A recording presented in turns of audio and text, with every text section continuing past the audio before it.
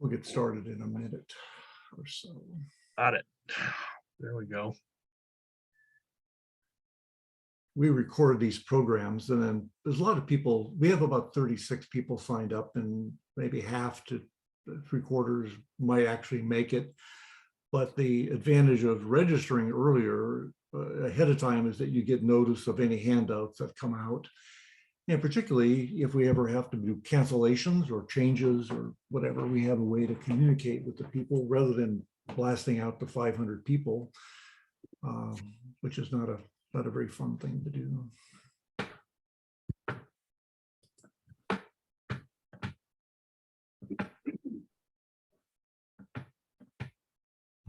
Okay. So Scott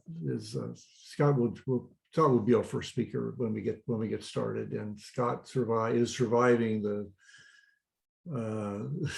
big rain in the we used to call it Pineapple Express, but now That was when I was a kid. It was more comfortable. now that we're all so much more educated, it's an atmospheric river. There we go. I'll just push it over there for you. Oh. And in 10 years, it'll be another scientific name that we'll be able to. So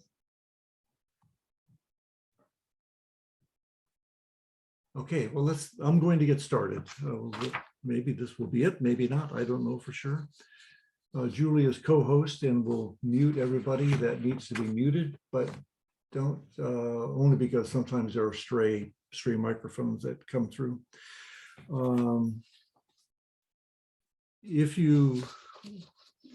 Questions are always a bit problematic if we have more than 10 or 20 people. The simplest way to ask a question to one of the speakers is to put it in the chat. And I'll monitor that, and Julie will be this co-host, and she'll help monitor that as well. And we can feed the questions into the speaker. At some point, it's okay just to unmute yourself and just type out the question. And as I pointed out to the speaker, we're amongst friends. This is a collegial group. We're not here doing a TV program for $10,000 of sponsor advertising. We're a club. My name is Larry Wade. I'm the head of the Oregon Carvers Guild with one hat, and I'm also heading up the Carvers Special Interest Group for our sister club called the Guild of Oregon Woodworkers, and they're highly overlapped, and I treat them as synonymous. The Oregon Carvers Guild has 100 members, and the Guild of Oregon Woodworkers has 1,200. It's a big operation. A few announcements, just a quickies. Of the 3 annual shows in the area, the April 1st and 2nd show in Salem is the Capital Woodcarver Show. This is the first one after the pandemic. The group in Lincoln City did theirs in January, post-pandemic, and it turned out to be very well done. And I'm looking forward to going down to Salem to do that. Tom Rich has been coordinating carving get-together on the east side of Portland. Most of us who live in Portland realize that what used to be simple traffic is now not simple anymore. And so we're trying to get groups seated around the area, and Tom has been coordinating the East Side group. They've been meeting at True North Studio, which is a makerspace, and True North will be closing their doors at the end of April, and Tom hopes to find another place that we can continue the East Side presence. But on April 1st, noon to 2, will be the final meeting at True North. So I look forward to that. Our next monthly meeting will be April 11th. Mark Downing will be the speaker. Mark is here on screen, and Mark will be live from his home. We'll be focusing on Art Nouveau carving and woodworking. I'm really excited about that. Mark was in some of our previous meetings and classes, and he shared some of his fabulous stuff, and I just can't wait to do that. We'll have a short 5-minute annual meeting right before that to elect officers. Most of the ones are standing for re-election. We'll have a replacement for the secretary, and we'll be adding a new board position called something like carving safety manager, trying to put a focus on carving safety. not take it for granted. Nothing ever bad happens until it does. And, the number one preventative medicine is having a consciousness about that. So I think I'm quite excited about that position, and we got someone in mind to do that. And, the big issue for us as a group is the gathering of the guilds at the end of April, the last weekend, Friday, Saturday, Sunday. We need help to staff the booth. We need help to make a whole bunch more comfort birds. Julie, who you see on screen, is the leader of our community project to build 650 using CNC for a whole bunch of them and hand carving a whole bunch of others. And we got a pipeline filled, and we could use some help on sanding, particularly. The rest of the process is pretty well under control. Mary May's coming to town the middle of May. She's doing two-day classes. The beginner class is filled up, will fill up. I think there's still a couple slots left. And then there's an intermediate class on May 20th and 21st on a Saturday and a Sunday. I encourage you to take a look at that if you haven't. Adam McIsaac is going to repeat his 2-day Northwest Coastal carving show using the art of the Columbia River Valley. He did a 2-day workshop in November. He'll do another one the first weekend in June. After April, we won't be doing any more Zoom programs until September. We're taking off June and July. We'll do the 3rd annual picnic in August, date to be determined, but probably right around the middle of the month. And it'll be a combination of demonstrations and social and eating, and not much carving. That is the end of the announcements. We have 2 speakers tonight. Scott Lang, I met almost by accident, but a happy accident of the pandemic, when we decided to rebirth the Oregon Carvers Guild. I scouted around. I said, well, surely California must have figured this out, right?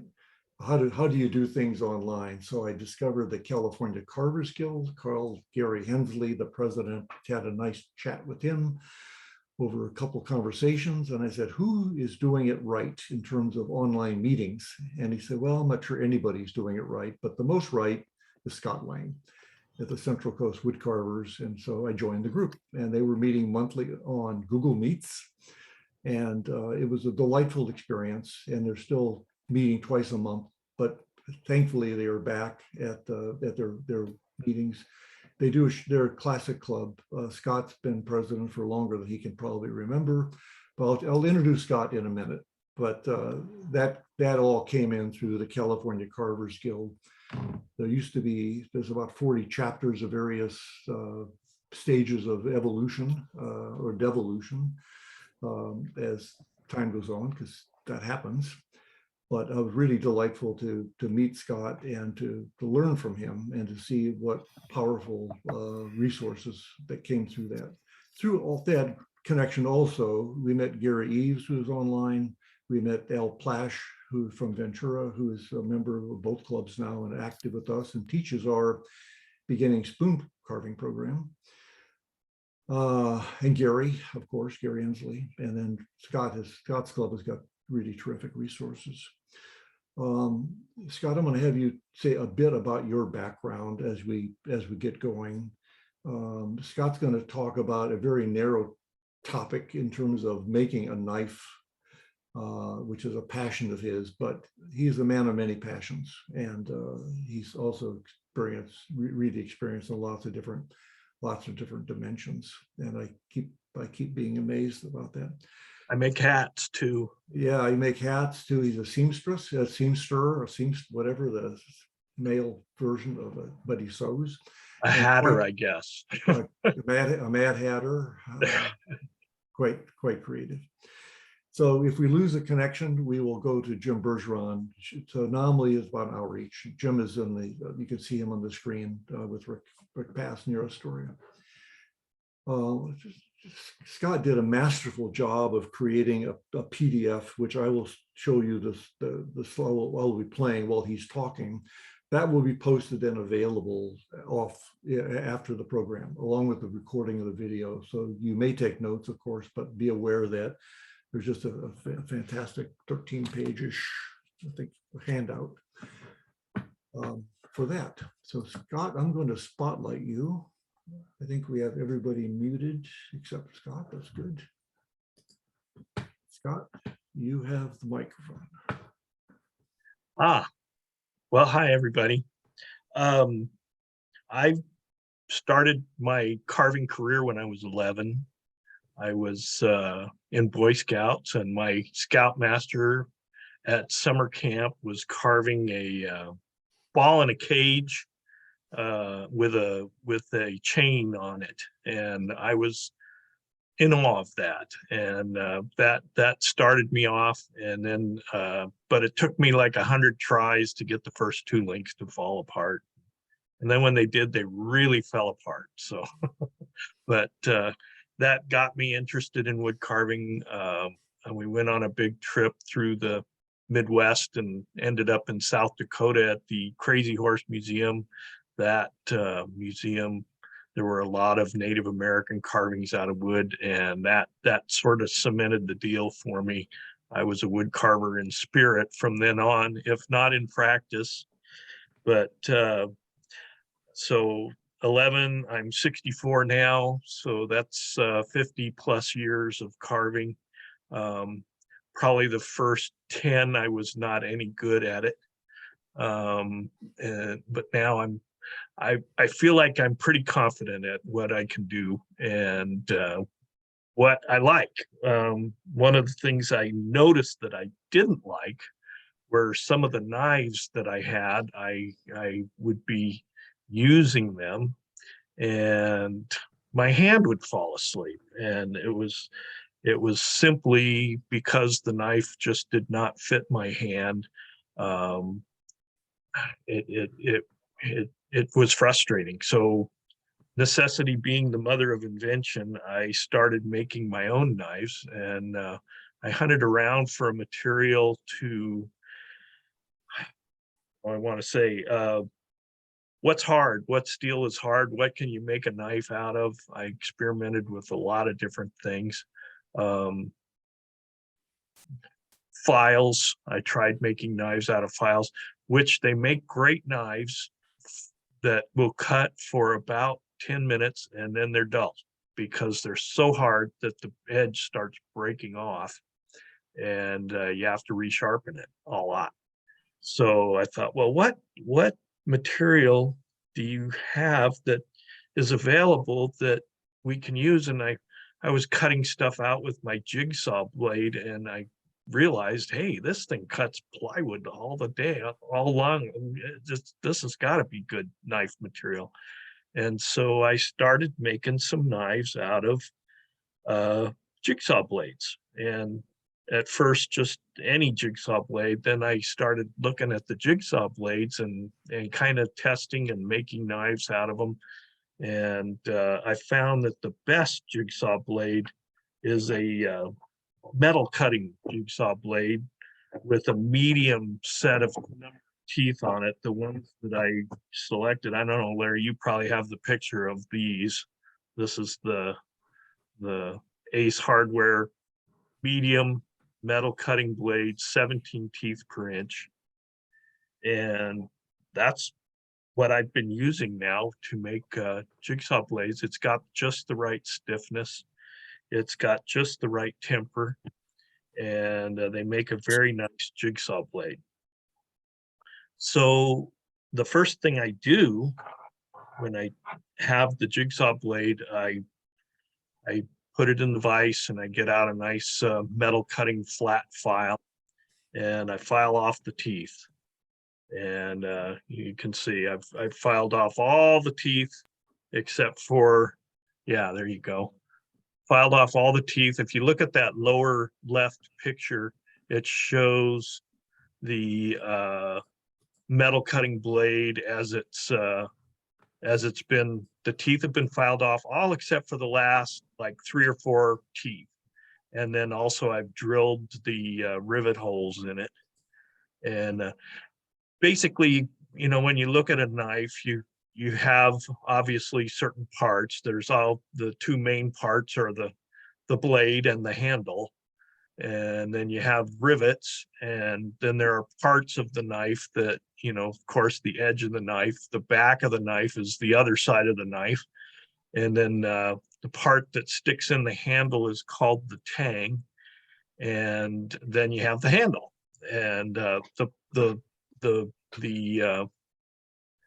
cut that you make in the handle for the blade to fit into the knife is called the kerf. And so those are essentially all the parts of the knife. And you want to leave those teeth on at the very end for two reasons. One, you can clean out the kerf with them. When you cut the kerf in, it's usually got a little bit of roughness and maybe the knife blade doesn't fit in it very well. And so you leave those teeth on there and they will clean out the kerf. If you back out, Larry, and you can show, let's see, where's the, and there we go. And, you know, a lot of folks wonder, well, gee, you know, if it's hard, it's probably going to wreck my file.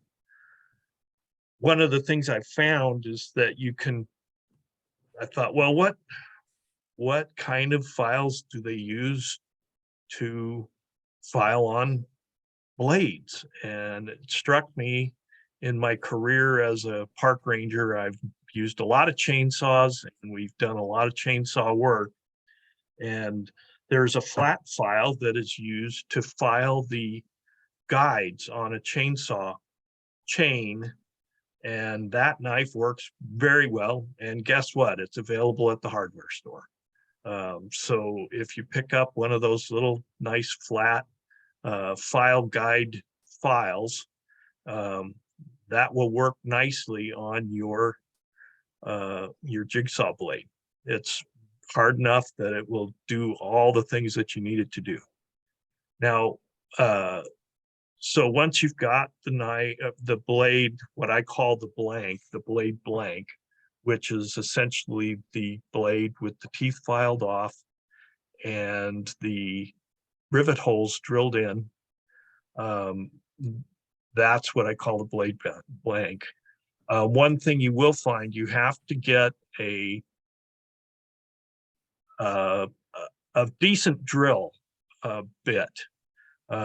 I use a drill press with a cobalt drill bit because the steel on a jigsaw blade is hard enough that a high-speed steel drill wears out pretty quickly when you're trying to drill holes through that stuff. So I went ahead and got a cobalt bit, which seems to work a lot better. And so I highly recommend a drill press. It's not required. You can do it by hand with a drill. Just make sure to clamp your work so that you're not holding it in your hand and drilling. That would be, uh-oh, are we here? Hello? Yeah. Yes, we're here. Oh, my screen went blank here. You're on okay, Scott. I can hear you. Okay. Maybe it went to sleep. Did it go to sleep? I don't know. Let's see. Oh. It went completely blank. Well, just keep talking. I think Okay. everybody could see just walk me through the slides that you Sure. want. I need to switch. Sure. So let's see, where were we? Blade. So that's the blade. Essentially, that's the first part. You just set that aside once you've got it put together. Don't set it too far aside because you will be using it to do some things on your handle. The next major part of the knife making process is the handle. I use how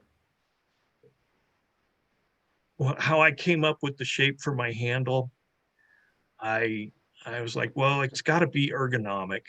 So how to do that? And I said, well, just take a big piece of wad of clay and just kind of work it in your hand till it feels good.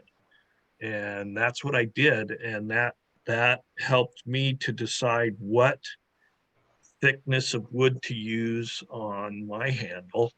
for my blades. And I found in mine, I use a 1-inch piece of wood thickness because it is the right size for me. A lot of folks can get by with most, most lumber that comes from the lumber yard is what they call 1x is actually a little tiny smidge over 1/4 of an inch. And that'll work a lot, very well for most folks. And the trick is to know, if you're getting a lot of fatigue or if you're getting calluses or something like that, or your hand is going numb, you might look at that handle because it might not be the right shape for you. So anyway, so I cut my handles out. The right length for my hand is about 5¼ inches. And the total thickness of the handle is just a little bit over what the width is. It's only about 1 inch to 1 1/8 or 1¼ inch, depending on your comfort preference. And then I go ahead and cut out the first couple of pictures in working the handle area there, Larry, is that shows some of the handles I've cut out, shows my scroll saw blade there, or scroll saw, and then some poplar blades, and then these other ones that I finally figured out they're Brazilian rosewood blanks. So then you take the blade blank that you've used and you kind of hold it up to the blunt end of the handle, the blade end of the handle, and draw out your rivet holes, and go ahead and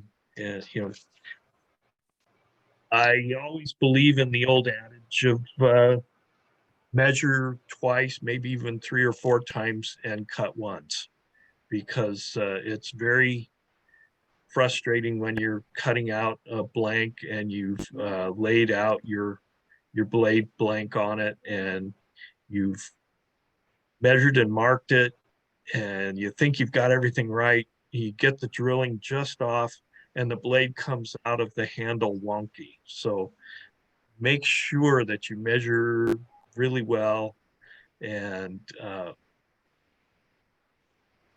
drill your holes very carefully. You can use a dibble or a I don't know what, a countersink or something. You can make a little bottom. Yeah, rotary tool works. You can just are we there? Yeah. I thought it was a Lego set, but I think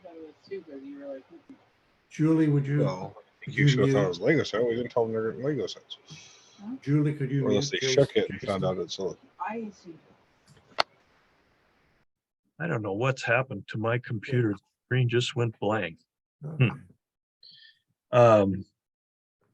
Anyway, are we okay? Yes, go ahead.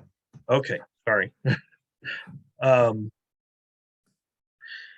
So be careful, drill your holes carefully, drill completely through your blank. I always like to back up the other side of the blank so that you can not bust through and chip out a whole part of it that maybe you didn't want to chip out. But once you have that drilled through, and I think I mentioned I use 1/8 inch rivets.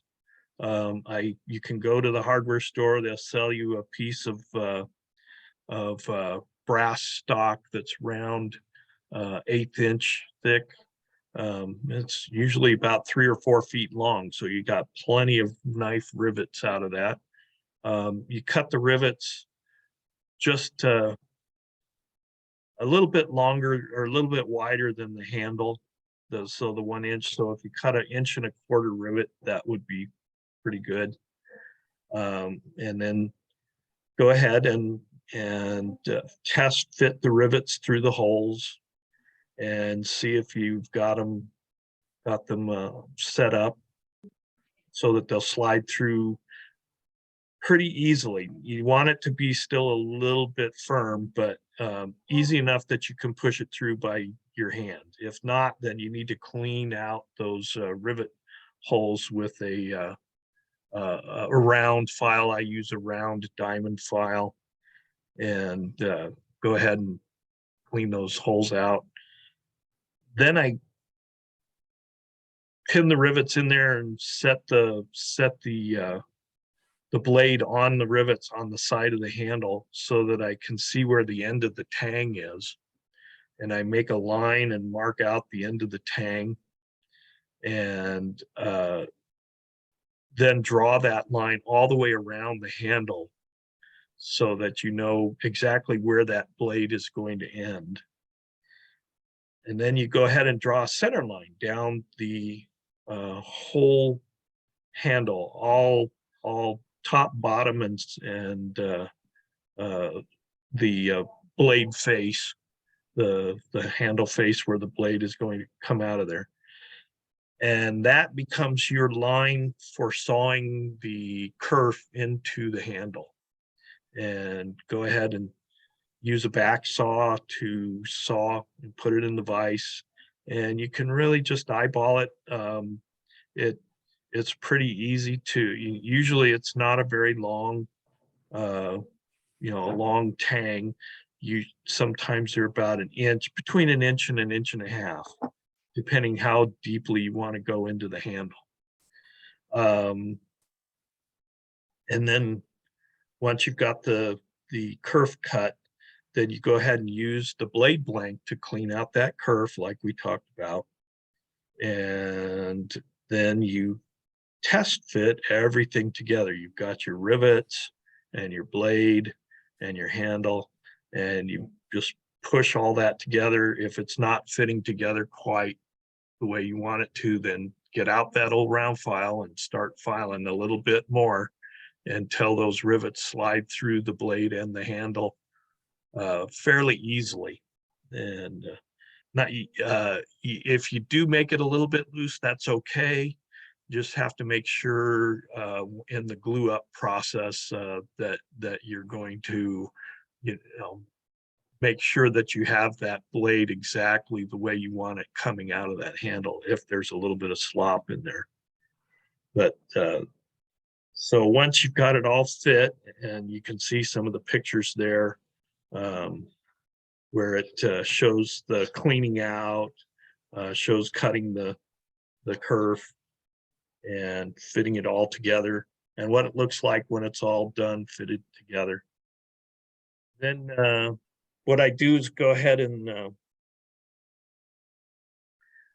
while it's all fitted together, mark out the handle is going to taper at the blade end and at the butt end of the handle. I've found it's easiest to make it very symmetrical if you make all of those tapers the same.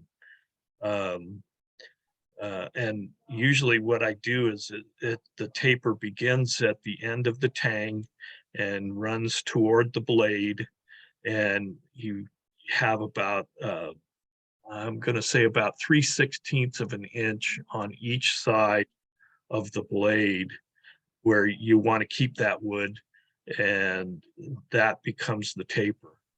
And then the length of the tang, you measure the same thing on the back end of the knife, and that becomes the taper on the back end of the knife. And you mark all that out and go ahead and boast it out. You can use your own, use your other whittling knives to boast out the tapers. And then it's just a matter of rounding from the center line out to the side. And then you can take a look at the pictures there down through the center. Shows one side that's been roughed out and the other side's blank, and then the complete rough out.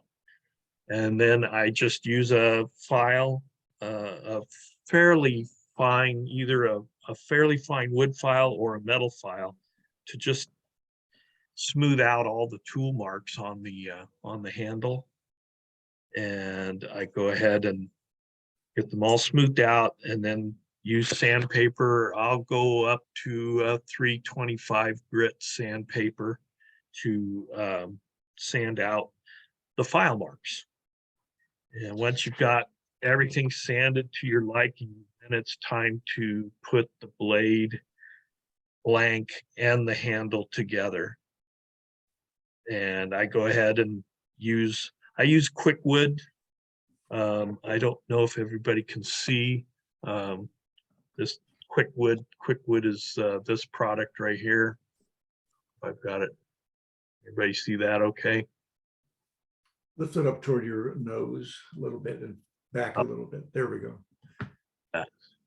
So this It'll is be- quick wood. It's very easy to use. It's a 2-part epoxy putty. You can see it's got a white part and a tan part. It comes in different colors. It can be gray. You can get it in a dark brown. If you're using a darker wood, you can use that. I usually use just the tan, a light tan, and I go ahead and mix up about 1/4 inch of it, 1/4 inch to a 1/2 inch of it. And I use the knife blank to push the putty into the kerf. And I'm trying to fill up the entire kerf with that putty and try and get it all the way through there so that it's just a solid piece inside. Then I'll go ahead and push the blade into that putty from the end of the handle and get the rivets to fit through. It helps to have a guide to be able to fit the rivets through. It's a I use the round file, the little I have a round use, and that helps to align them and get them all centered and everything.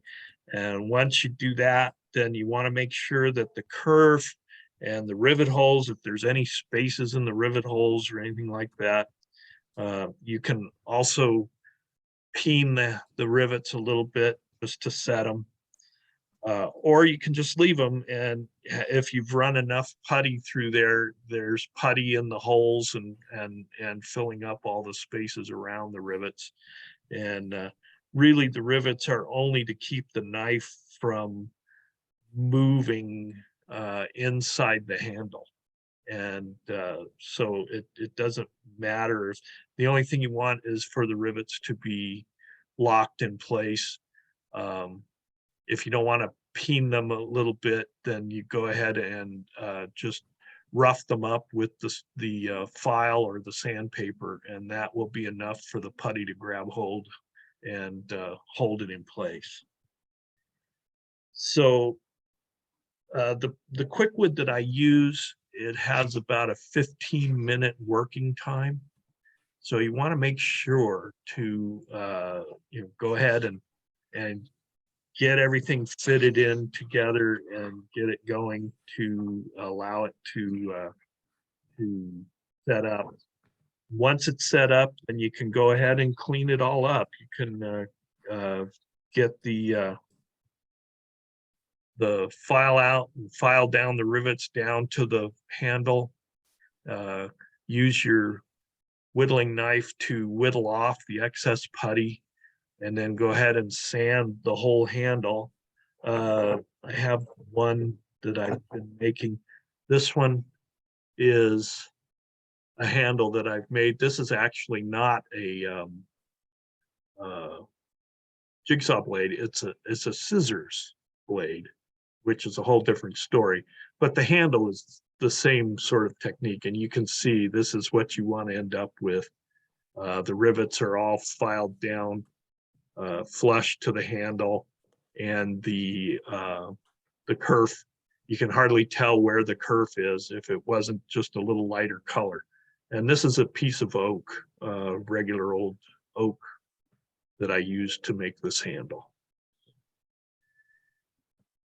So now you're ready to, I like to put the finish on the handle before I start shaping the blade, because the blade makes a lot of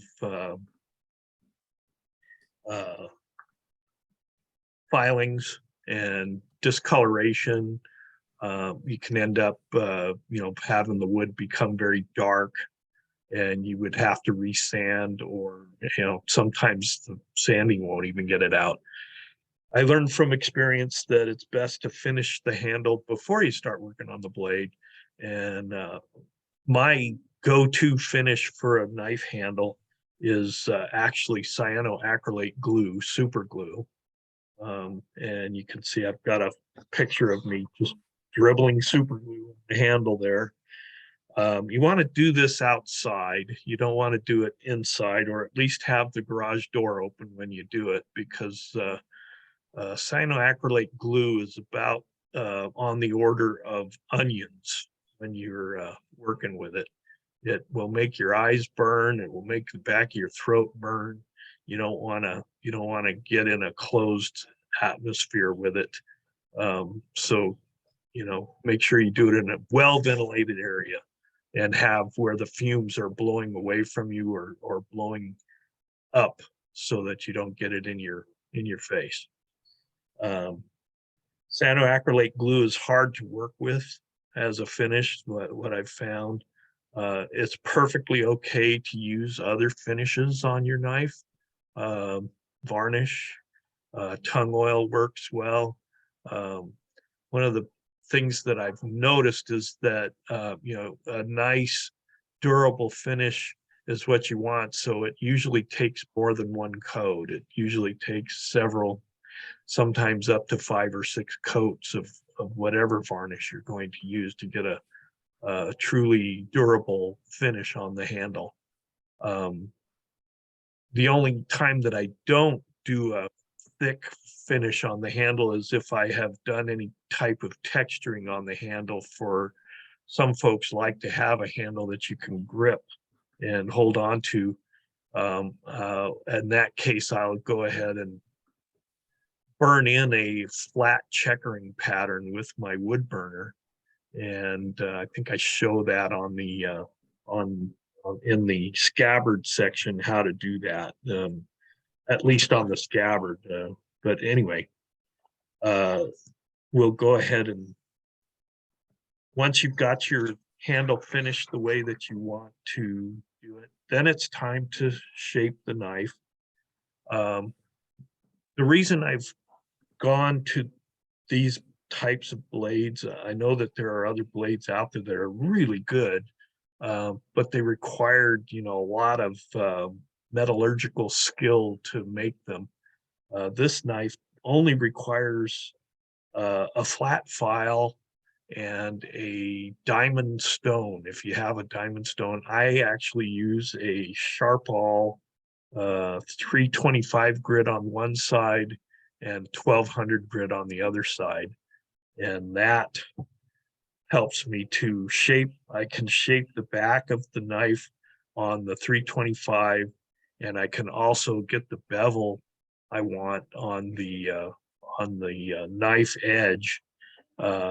It takes, this is where the patience of a wood carver comes into play. This will take some time. It will take at least a couple of hours probably to shape your knife. It's cold shaping. It's you're not heating the knife up, and you're not that's the whole idea. You don't want to lose the temper of the steel that's there already. So you cold shape it, and it just takes a little patience. Once you've done it, well, you're going to have a really nice knife. This type of process lends itself to a straight edged knife. If you like a curved knife, curved up at the end, just be aware that this process may run you out of the tempered area of the blade. And so you may, it may not be desirable to do a curved knife with this process.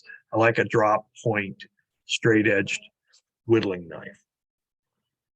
And as far as the bevel goes, it's pretty simple. You just try to count the strokes on each side as you're shaping. If you see that one side isn't working as well as another side, You want to pay attention to that spot. This is all really handwork. You could probably, it's hard to chuck up your handle in a vise after you've finished and everything. So yeah, you just have to work with your hand and file these things. Most whittlers that are willing to tackle making their own knife, they've done enough sharpening that they know exactly what they need to do to keep a knife sharp. You need to have, not rounded, by rounding, I mean, when you're filing, you don't want to rock with the file. You want to keep a straight line and make a straight bevel, and you want to try and work it so that you have each side the same, and it's just by eyeball. One of the things you'll notice on a metal cutting blade, one of the things they do on it is they stamp it in a die to put a waver through the blade. I don't think I have a picture of that, but when you're starting to file the edge, you'll notice that this wavering will just, at first you'll see it, you'll see, wow, it's only cutting certain parts of the knife. Well, you're cutting through those wavers. And what that does is the wavers on a jigsaw blade, it widens out the curve so that the jigsaw blade doesn't bind up in your curve. And so once you get through that wavering, you're into, the nice flat knife edge. The knife edge will run right down the middle of the wavers, and you won't have to worry about, that there would be a waver in your knife edge. So that's just one thing to look out for. And then you just bevel both sides of the knife until, if you look down the edge, as most carvers know, if you can see a shiny line down the middle of the knife is not sharp yet. So just keep sharpening until that shiny edge is gone, and then you start developing a wire edge that you can buff off on the 1200 grit on the stone. And if you have a hone, you can hone up your knife really well. Well, And Scott, there's a couple of questions when you Sure. get to a pause point before you come to the scabbard. okay, well, I think we're there. Go ahead. You mentioned a diamond file at the early part about reaming out the hole for the rivets. And the question from Jim Spitzer was, might a diamond file not have a role in shaping and making the blade? Actually, well, I used the diamond stone to make the blade. I don't know if you can see that. You see what I'm holding up there? This is my diamond, my round diamond hone or file, a Harbor Freight special. And it came in a set of about 10 different tools. And that's what I used basically to ream out the holes. And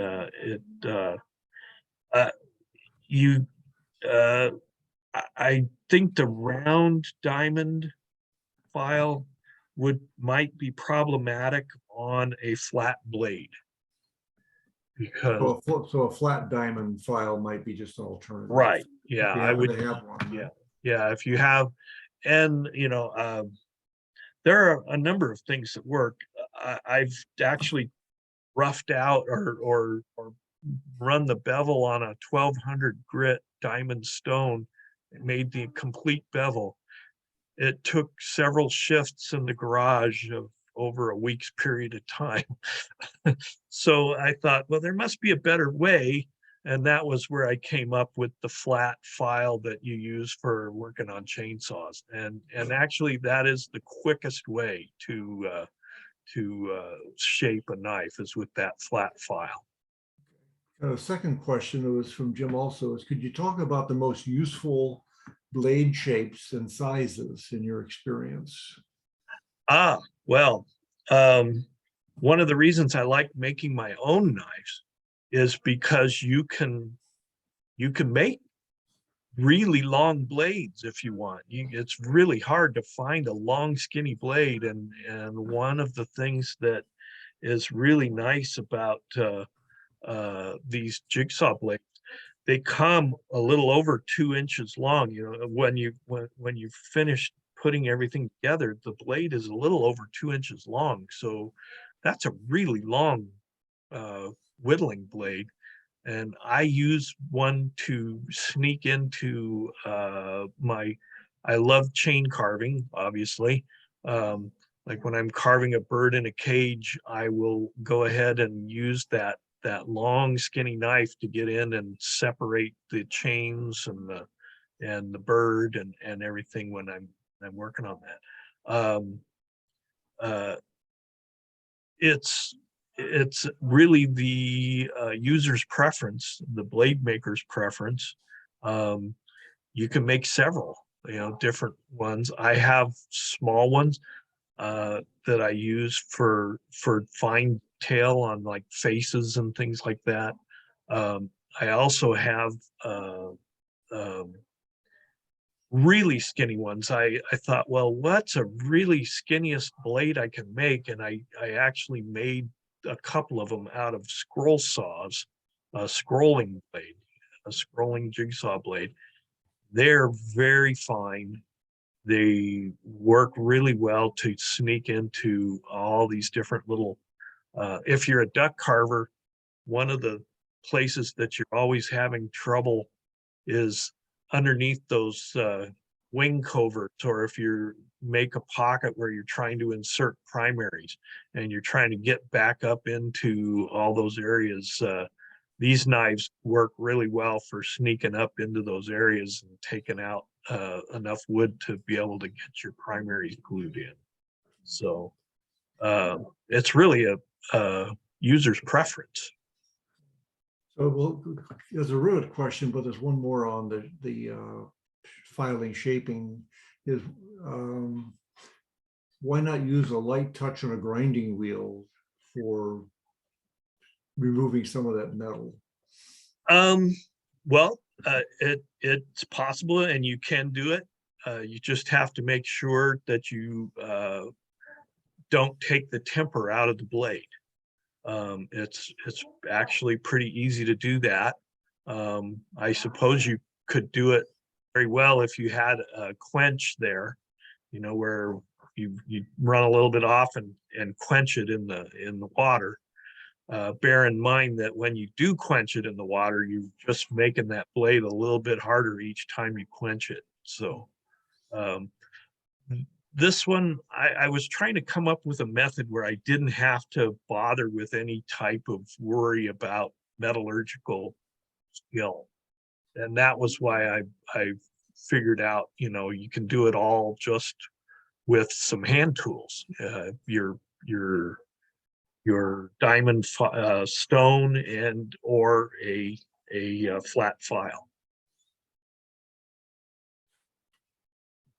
The rivet question was from Gary Eves in Fremont. It says, when the rivets are standing proud on each side, how do you peen it so that they don't push the opposite side from pushing out? And when you peen, what's holding the rivet in place on the other side? Well, usually what you'll do, I would imagine everybody has a vise in their shop, or most folks have a vise in their shop. It's one of those little red vices, and the front has the jaws, and the back has a nice little anvil on it. And if you hold your rivets on that anvil while you peen, then the rivets will stay in place. And you're making your own rivets out of 1/8-inch brass Correct. rod stock, right? So you're pounding down each end separately. Yeah, you just do a little bit on each end, and you don't have to do much. I just use a small ball peen hammer. This is the rivet right here, and I probably should put quotations around rivets. That's, you know, it's just a piece of brass stock, 1/8 inch brass stock. If you're going to make a really fine knife, like out of the scrolling blade, you can even go down to 1/16 brass stock. And, or for a fancy effect, you can go to, like this knife. I don't know if you can see it or not, but this is actually tubing that I used. It's brass tubing, 1/8 inch brass tubing I used. It runs all the way through the knife and just gives it a different look. Some folks look at it and go, oh, wow, that's interesting. And so so you can use brass, you can use steel, you can use copper, you can use anything that's just going to be able to hold that knife in. I did at one time think that I could just go ahead and make the knife up just like a knife and then just push putty all the way through there and have it hold up. But a couple of the knives that I made that way actually broke. So I don't recommend that. I don't recommend using the wood putty in a way that you're thinking that it's going to hold the blade in. If I was only going to use wood putty, then I would actually drill a hole straight through from the butt end, from the end of the knife handle, and then fill the hole with putty and stick the knife in that way. That's the way I would do that. We'll move on to scabbard, maybe. Scott, I'll just make a comment. When I visited Jim some months ago, he also has a favorite source of knives. And so, Jim, when you get into your thing, maybe you could just comment about your own favorite knives. Go ahead, Scott. I'll move it Sure. to the scabbard. And I'll also mention, you know, that for knife blanks, this talk is just the jigsaw blade. I've made a lot of knives out of scissors blades that work really well. And I'll just mention that you can use almost anything. I know a gentleman that makes his blades out of large metal cutting power hacksaw blades, and they make excellent large wood carving knives. Well, anyway, once you've made your knife, you'll want to protect it with a scabbard. I make my scabbards actually out of balsa wood or basswood. I happen to have a whole trove of balsa wood that I'm like, what am I going to do with this stuff? Well, it makes excellent scabbards. And I go ahead, as you see, you just essentially lay your knife blade down on the stock of wood, and you draw the outline of the scabbard first, and then the outline of the blade inside the scabbard. And you make a stop cut along the back edge of the back of the knife, where the back of the knife would be. And then you cut toward that stop cut and pop out. It doesn't take a lot. All you're trying to do on that one blank is to make a spot where your knife lays in there so that it's flat. And then you cut out that part and you make a mirror image of that minus the cutout of your blade, and you glue those together, and that makes the meat of your scabbard. Go ahead and round that and sand it. And then depending on what it is, I've got some really cool scabbards. This is one scabbard that I made. It's a bird beak scabbard. This one was supposed to be Quetzalcoatl, but it came out like a very much a dragon shape. And this is actually this is a finished jigsaw blade knife, whittling knife. And have a gentleman in our club. He took one look at the one that I had made, and he says, "I'll buy that off you." And so I sold it to him. And so I had to make myself another. That's usually how I end up making knives. Is I'll have a knife, somebody will say, "Hey, that's a pretty cool knife. Can I buy that from you?" And then I have to go and make myself another knife. So, but once I'm done with the design work of the scabbard, again, it's a coating of cyanoacrylate glue. And that does two things. On the balsa wood, it hardens it up. It makes it nice and hard so that you can grab hold of it.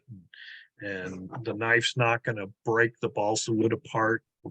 And it makes an excellent scabbard and stays on really well when you cut it that way, cut the blade in so that it's a little bit tight fit. You just go ahead and keep working it, and it stays in really well. Protects the knife, protects the people around the knife because your knife won't poke through your bag, which I've had happen, and actually poked myself with my own knife after it poked through my tool roll and poked out the side of my bag and was poking me in the calf with every step I took. And I'm like, wow, what's doing this? And I look down and I'm bleeding. So make a scabbard for your knife. That's mostly where my school comes from, the school of hard knocks. So anyway, that's pretty much the process. It's not hard. It does require a tiny bit of patience, but no more patience than a normal wood carver has. And if you can borrow all the supplies, you can make it really economically. And if you True have to enough. go buy those supplies, it's amazing how many $15 boxes you can make with $5,000 worth of power equipment. Well, and this is one thing that I realized when I was making the tool list for the blade. I'm going, wow, boy, if you buy a 4-foot piece of brass rivets for one knife, then you're going to have 3 feet and 8 inches worth of brass left over. So it gets more economical the more knives you make. Let's put it right. And you share with your friends. Yes, there you go. I guarantee if you make a knife and you tell some, yeah, I made that knife, and they're gonna want to have that knife. I guarantee it. Yeah. So, a lot of folks. I have some major brand name knives. I won't use their name because I don't want to disparage their company, but they just don't fit my hand. And a lot of people love them, and I can't use them because they just don't work right for me. The blade comes at the wrong angle, and it's essentially looks almost the same as my knives, but they just don't. It's so small a difference, but it might as well be from here to the moon for me. And that was why I started making my own. And I think what happens is people start finding out that these blades actually, because of the shape of the handle, they actually like them better than their other knives. So. And another alternative is obviously go find people like Scott that have knives they don't like anymore. Take their knives, saw off the handle. Yes. Destroy it and make your own handle, right? We're all woodworkers and carvers, so we have options that might be simpler than doing the metal part of. Right. And I know you probably all heard of Warren knives. Mm-hmm. There's a Warren handle, and you just put in different knife blanks that they have, and you could actually use a Warren knife. Just you make your own handle for it. If you have a favorite Warren knife, and those work really well. You probably get somebody to make you a knife blade, and use that, put your own handle on it. And we have a blacksmith in our membership, George Blackman, who will be happy and has made tools for us, for various people. And we have a wood turner. We were donated 50 worn handles Wow. by the club, but they have cheap plastic handles they're too small. So we have a wood turner. Tom Willing has just taken all those handles off, and we're making a set of club worn handles. He's turning out of exotic hardwoods, small, medium, and large handled versions that will then be able to use in the club, either for money raising purposes or to help beginners experiment with that. Scott, I'm going to move on as we're sort of your hour is kind of up, even though we started a little bit late. But thank you for that, and we're going to move on to part B of this. I'm going to remove the spotlight. Jim Bergeron will be alive. He is getting in a chair. Jim is up with Rick Pass up near Astoria. And Jim has a daughter, Roseanne, and Roseanne and I have not met other than on email, and she is here on live. And I'm going to spotlight you, Rosie, just so you can say hi. So there we are. And my understanding is you'll probably be listening in tonight more than participating. Is that right? Yeah. Yeah. Okay. So thank you for being here. I'm going to spotlight Rick and Jim. And Rick has got a little bit better internet connection. So he is the host. They live about a mile away in Swenson, Oregon, which is a suburb of Astoria, like 12 miles or so. Jim, some of us met Jim because he was the featured carver at the Columbia Flyway and Wildlife Show in Astoria in early October. And he had a very significant presence there, including a breakout session on making your own ads. And that was a hoot. That was a video that he had developed some years ago. You'll see him as a little bit younger in the video. But I wanted to basically interview Jim just for a little bit of context, because even though the topic is about making an ads, he's done way more than that. So the opening question I posed to Jim is just to give a bit of a background about how you got into carving, and then we'll talk about how you got into making your own tools. Okay, am I on? Yeah, you're on. How did you get involved with carving? Well, I guess I really didn't talk about it before as much as I probably should have, but the first thing I carved was a tuna. I was on a tuna boat, on the back deck of a tuna boat. And on a tuna boat, you catch tuna like mad. I mean, it just works you to death. All your lines get full, and then you sit there for 5 hours waiting for them to bite again until so I started carving, and I carved a tuna. That was the first thing I ever carved. Then I ended up going to Alaska, and I was there one winter. And I always tell people, if you're in Alaska, you'd better find something positive to do during the wintertime, because a lot of people end up not doing positive things in a winter in Alaska. So I took a class in wood carving, and that was those were really the first carvings that I did. And the guy that I took the class from did Northwest Coast Indian carvings.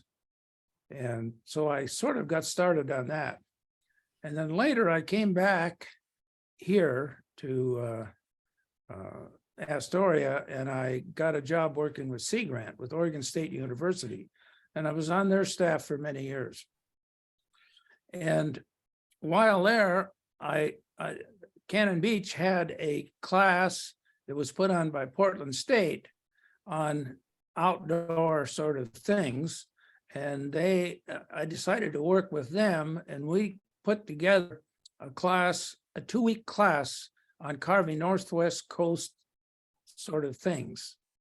And we did totem poles and we did bentwood boxes and all sorts of things. And I started out taking the class and I ended up sort of being the assistant to the instructor. And then after that, after 10 years of classes, I started teaching classes myself. And I often taught at the Marine Science Center in Newport as part of my job, because my job as a sea grant agent was to work with people that worked on the water. And of course, the Northwest Coast natives were people that worked on the water. So I always considered that part of my job, even though some of my bosses were somewhat concerned about it. But anyway, I continue to do that. And you have an interest in archery, as I understand, and you have a massive collection of Indian arrowheads. Yes. Well, I grew up in northern Minnesota, near the source of the Mississippi, and the lakes there. Along the lakes, the ice ridge pushes up, and you can walk along the lakes in the spring and pick up all kinds of artifacts. And I did that. So I've got a pretty good collection, which I probably shouldn't have really, but I do have it. I haven't collected any for years and years. And I am an archer. I've hunted with the bow and arrow for probably 40 years. And I used to hunt with a rifle, but I had a little problem of coming out of the woods and looking up the hill and seeing 3 guys looking at me with their scopes, and I decided to go to archery. And I haven't had a problem with furnishing meat for my family since I've hunted with the bow and arrow. You said you live on 20 acres of in your I have favorite. 22 acres, and I'm surrounded by timber company land for miles and miles. And I'm the last person on a little sort of a canyon. So the elk come right. Well, my favorite elk stand is 100 yards from my front door. And so you started making adzes. About how long ago was that? And you also make crooked knives as well? I make crooked knives and I make straight knives too, but I almost hate to tell you about my straight knives, because what I do is I go to a man who makes nets, who makes and mends shrimp nets or trawl nets, and they use a Victorian, how do I say that? Victoronics, maybe? Victoronics. It's a paring knife that they sell at places like England Marine. Only they get them because of the steel. It's excellent steel in those knives, and they need very good steel because they cut these nets after they've been dragged through the sand. So they're cutting down into the sand, but they also wear their knife blades out very quickly. So when they get all done, there's one right there. Huh? No. Yeah. Yeah, here's one. Can you see this? This is the knife. Now, what I do is, well, they use these as they are, and they wear them out, and the blade is very thin, and they just throw the blades away somewhere. And so I go to the place and get all their old knives, and then I cut them off about that long, and then I grind them down from here, grind this off, and they make an absolutely excellent wood carving knife, because the blade is very narrow and it cuts into the wood much more than a lot of the carving knives that you buy. Now, I've got a set of knives that I bought from an excellent tool maker who lives up on Puget Sound, and they cost $125 each. I prefer these to those. What's his phone number? Okay, He's a great guy. we're gonna go. So let me show the video, and I'll just preface all this. Jim, you produced this maybe 25 years ago. Is that right? About Yeah. maybe, and it's really a high quality tape, VHS. We've digitized it.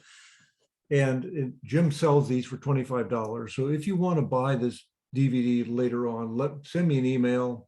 You'll write a check for $25 payable to Jim Bergeron and mail it to me, and I will, I'm his agent, but a friend. And there's a cover of the booklet that goes along with it. It's really fun to be able to watch it. We'll obviously post this so you can watch it again. I'm going to start the video. It goes for about 35 minutes, and there's more than just the background of making this, but you'll find it, I think, interesting. Scott, I'm going to look at you just to make sure I can see your face on the screen. If you don't hear the video, see the video or hear the audio, let me know. The Indians of the northwest coast of North America were talented artists who used native woods very skillfully. So let me just add, Rosie, is that okay? Can you hear it? See it? Okay. The woods were used to make things required for daily living, which were often richly decorated. They also made purely cultural artifacts from wood.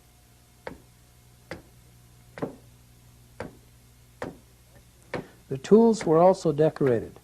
Some of their tools were unique in the world, like the Adze. Others are flexible-handled finishing adzes and the bent knives. The elbow adze was a workhorse for the removal of large quantities of wood, and it differs little from those used by other so-called primitive societies.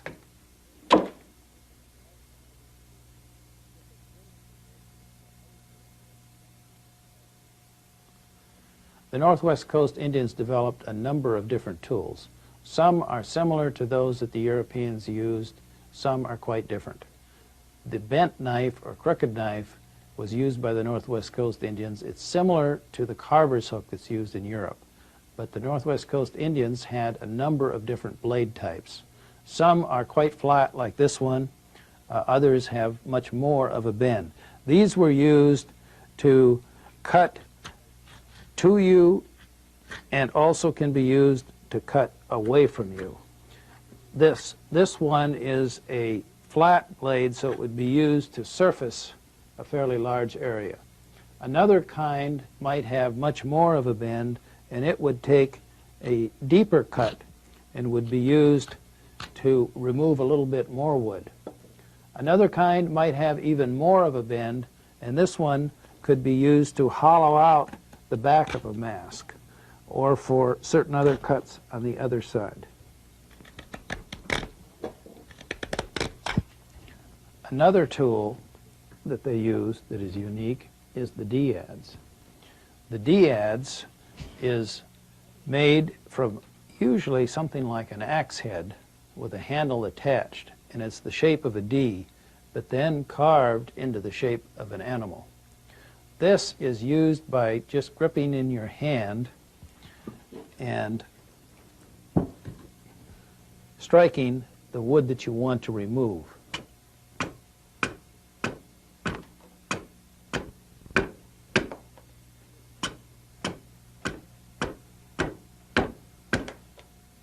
This is a shaping adze. Shaping adzes are used in the beginning of a project to move wood quickly. This adze has a flat blade, so it's used just to remove wood in a flat plane or on a piece of round wood to just remove wood from the piece. This one, carved in the shape of a wolf, has a round blade, so it would be used to hollow the back of a mask or the back of a canoe.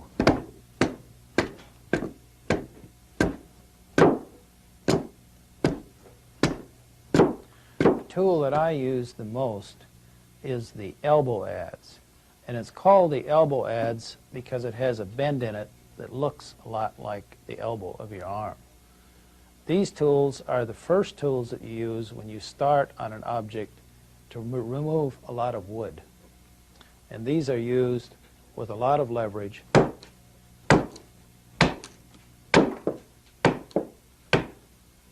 And like any other wood tool, you work with the grain. This is a fairly heavy one. I have a whole series. Some of them are much lighter. This is an intermediate one.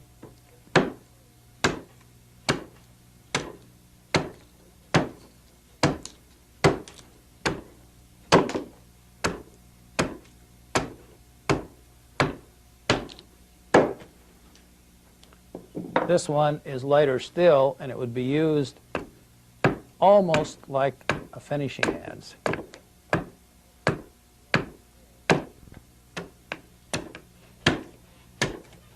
When I first started making adzes, elbow adzes, I used to make them very, very heavy. And the heavy ones are still useful, but I have a lot more control when I make them much lighter and keep the angles and the blades extremely sharp. Another kind of an elbow adze is the texturing adze or the finishing adze. And this adze is made with flex in the handle and a different shaped blade than the shaping adze. And it's used to take off a very thin layer of wood. I often use them to make handles for some of my tools.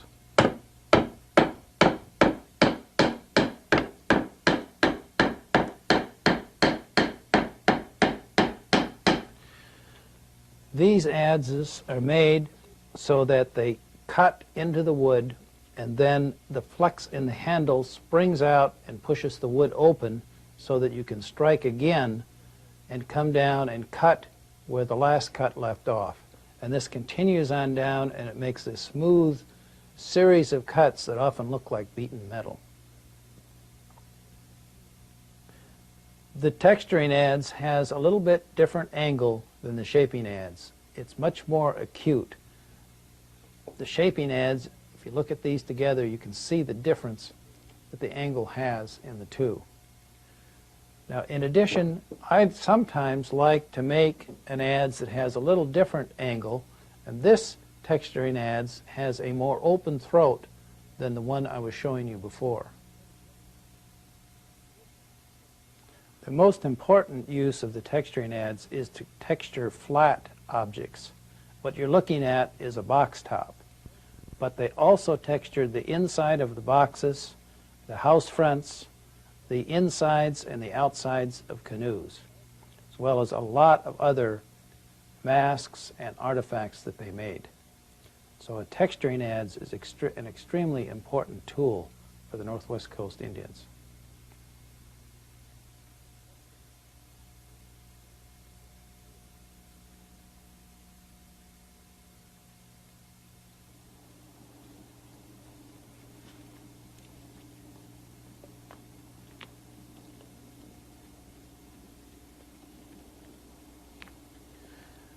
This is a cascara that I've cut for firewood. Now, we can make an adze handle out of many other kinds of wood, including alder and vine maple and cherry and others. Cascara, however, is one of the woods that I much prefer. Cascara is good to use because the branches come away from the trunk at the proper angle. The branches also come to the trunk in a straight way. So it's one of the best trees for adze making. There's a good adze right here. This one is about 50 degrees, so that would make a shaping adze. This one looks like it's about 50 degrees, so that would be a shaping adze. This one comes at an angle of about 20 degrees, and that's what I need for making a texturing adze. When I cut these, I'm going to cut them extra long so that when they dry, if they crack on the ends, I can later trim that away and it won't interfere with the finished adze handle.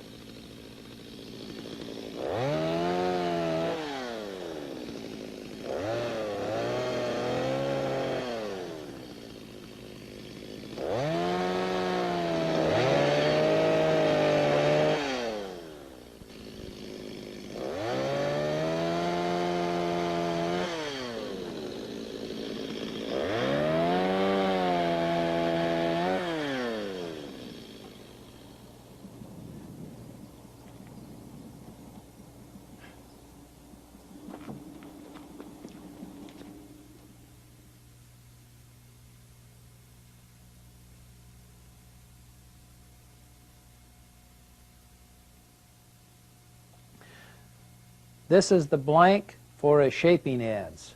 It's a piece of cascara. It's cut extra long so that if the ends crack, the cracks can be trimmed away, and I'll get back to the solid wood. This is the trunk of the tree. This is the branch. This is the adze that I'm going to be making, and it fits in here. The first thing I have to do is to adze off the sides so that I can draw on this with my pencil.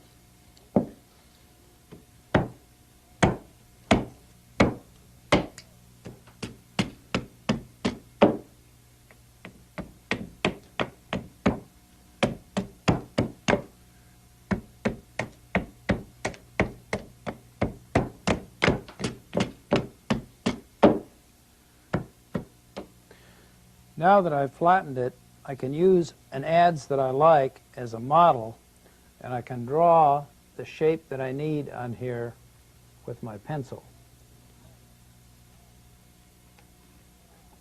And if I needed to adjust the shape somewhat, I could twist this and make the angle a little bit different than it is naturally by cutting the wood in a little different angle.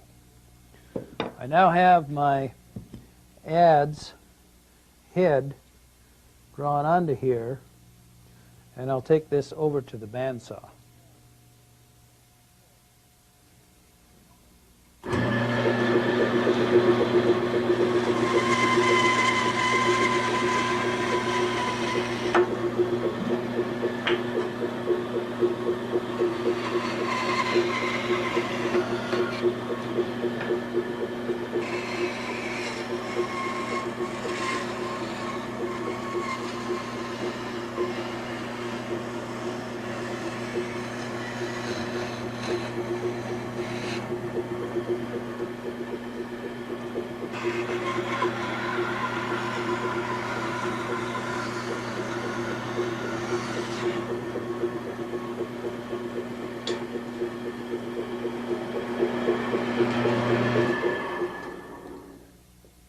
Now have it cut out close enough to the line so that I can work it down the rest of the way with other tools.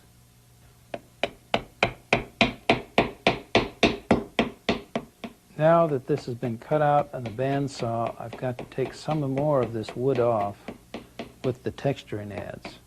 It's not a lot of wood, but there's going to be some shaping, but I want to be very, very careful about how I shape this.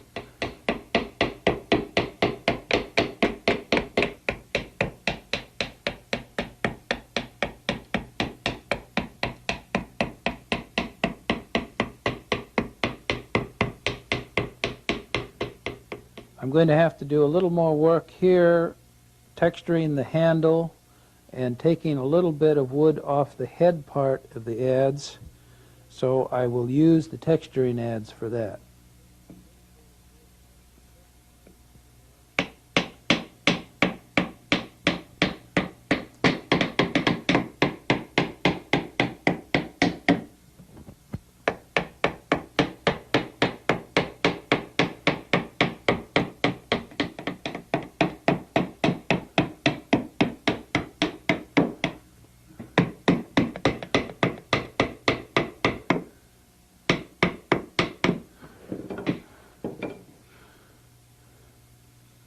Now we're going to need just a little bit more work right in here with the knife.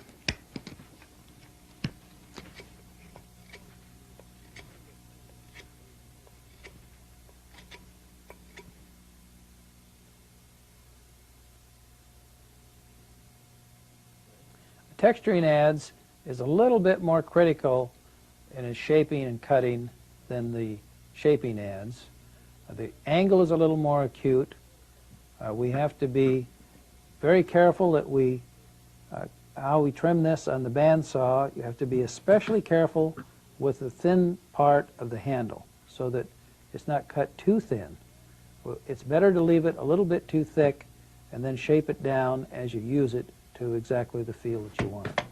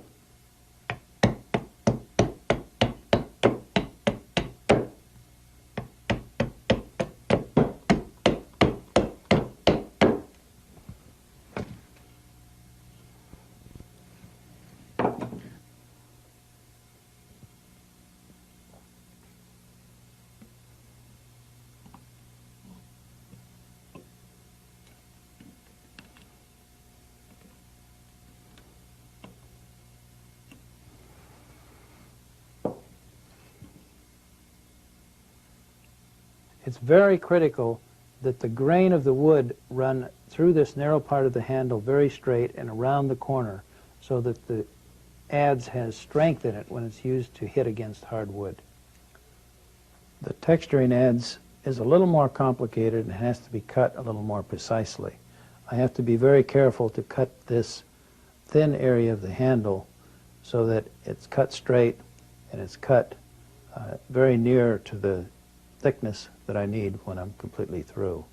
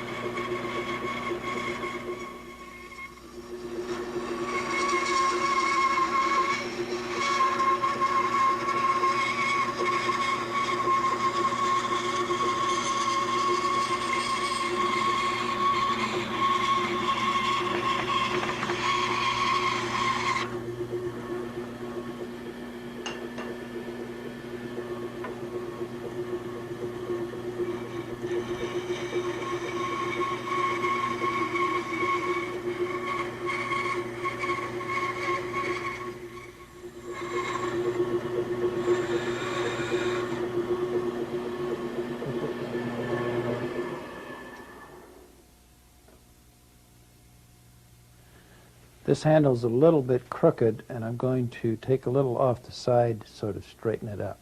And I'll use the shaping adze for that.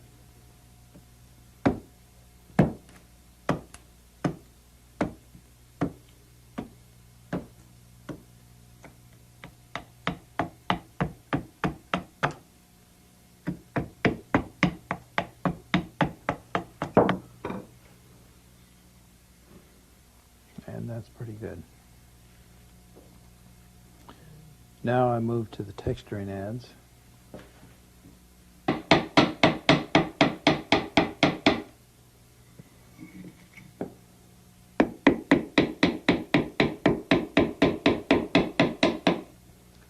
This has a knot in the handle, so I have to turn the handle around as I'm working with it.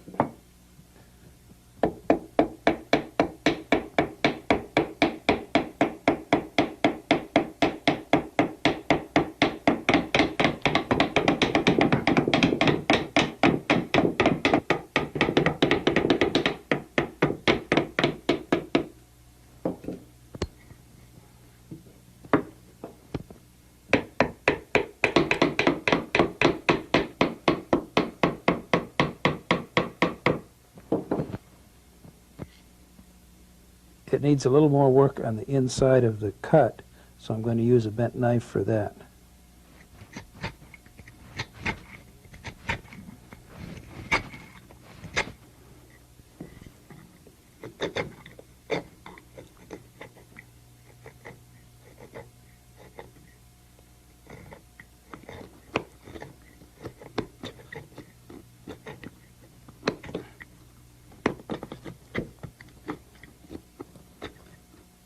Looks like it's all carved. Maybe one more little place right here. And I think it's about ready to put the blade onto, inlet for the blade.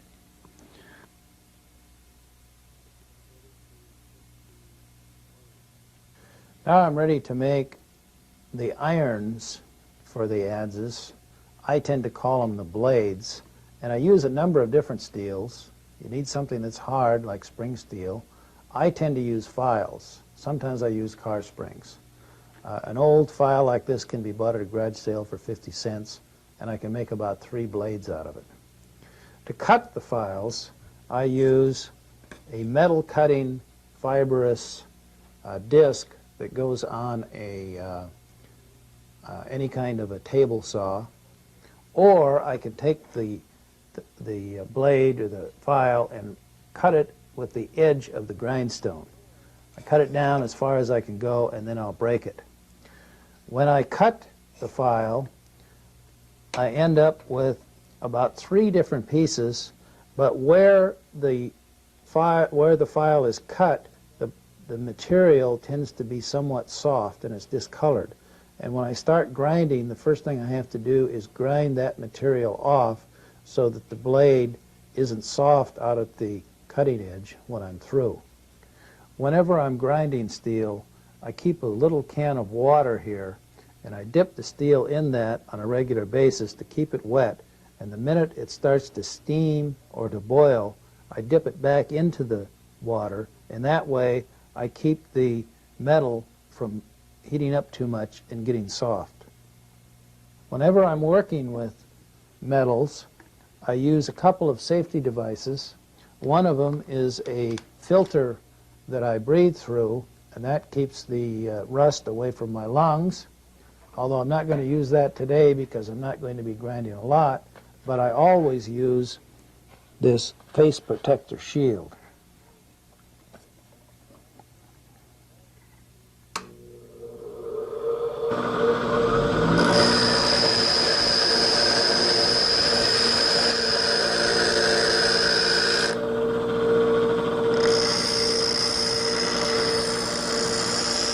I find that if I hold the blade sideways and turn it, I can grind it off much more evenly than if I tip it straight onto the wheel. So I use that technique a lot.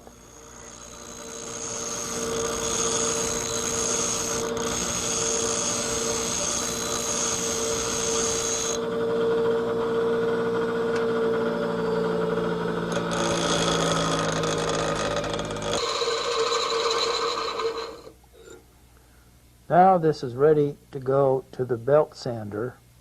I've ground this off till it's very thin, and if I continue on the stone, it's likely to burn the metal. Also, I have ground it so that it's about 2/3 off one side, about 1/3 off the other, and I've rounded the blade just slightly. This blade is ready now to go to the sanding belt. This is the top of the shaping blade. The bottom has a lot more taken off. I'm going to finish sharpening this on the pulley part of this sanding belt. Then I'm going to take some material off the bottom, and I'm going to round the bottom just a little bit to make it extra sharp.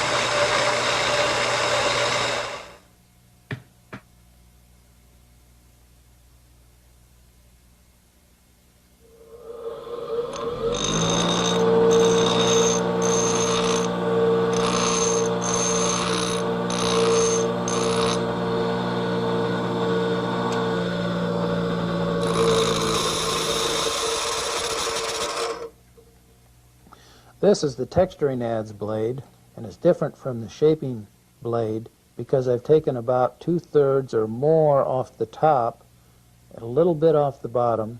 This is slightly more rounded than the shaping blade. In addition, it's very critical that on both of these blades that the angle from here to the edge of the blade be absolutely straight. The bottom of the blade can be somewhat rounded, and I'll do that on the sanding belt.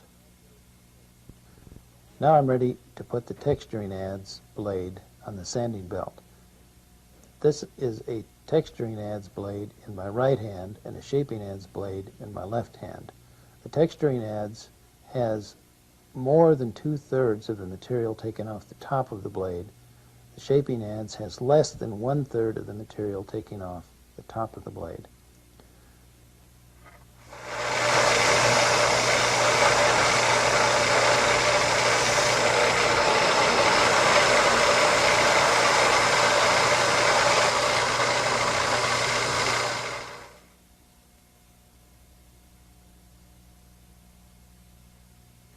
This is the buffing wheel. This is the final part of polishing the blade. The buffing wheel is made of cloth. The abrasion part of it is a material in wax that is put on the wheel. This is simply held on there. It takes a small amount of material from the blade that it polishes it and makes it smooth. It's a lot like stropping a razor.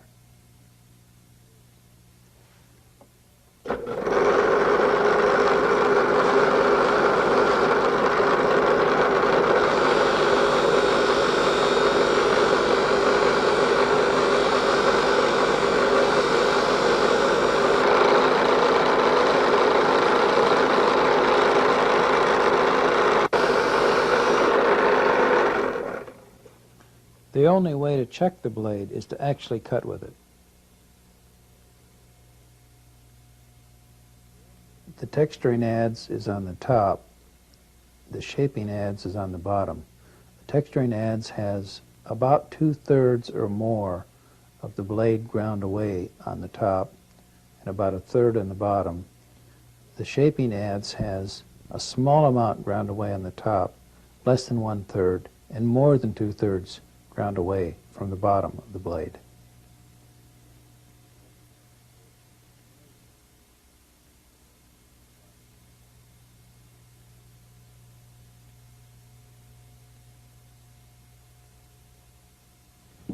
Okay, that looks pretty good. I think it's well finished. We're ready to put the blade on. The blade has already been sharpened. Both sides, we're all ready to go with that. So I've got to fit the blade on here. Got to make sure which side is the top one. The blade fits on here.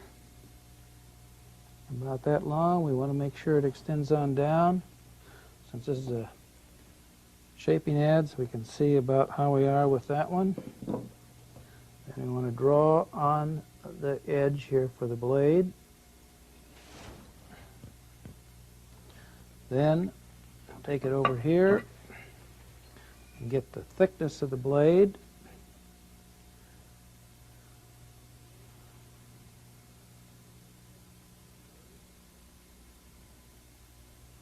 And do the same on the other side.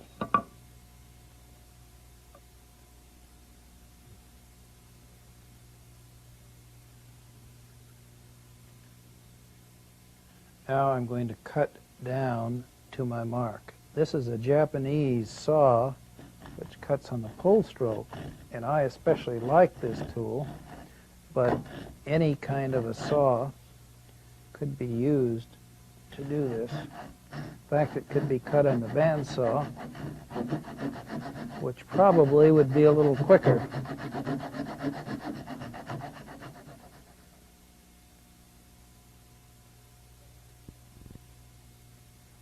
Now I've got to take the front part of this down so that the blade is flush with the wood in the back part. And I'm going to use the chisel to do that.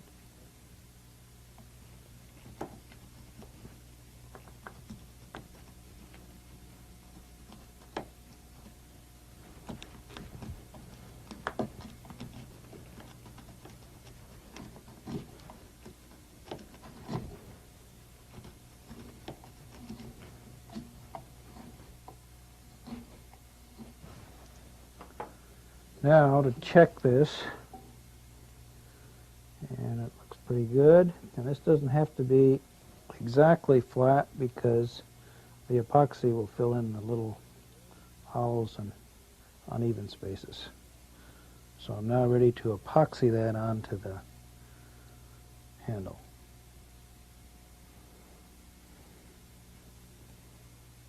This blade is very sharp. So to protect myself while I'm working with it, I'm going to put some tape around the outside edge. So just in case I happen to touch it, I don't get cut. I like to use quick-set epoxy. This is a very simple material to use. I'll take just enough on this paper to glue the blade to the handle. And you squeeze out both parts, pull the material back in, and then mix it well with a little stick of some kind.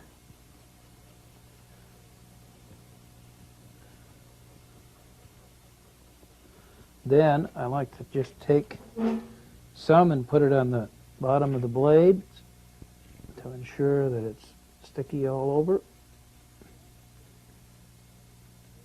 And then take the rest and put it on the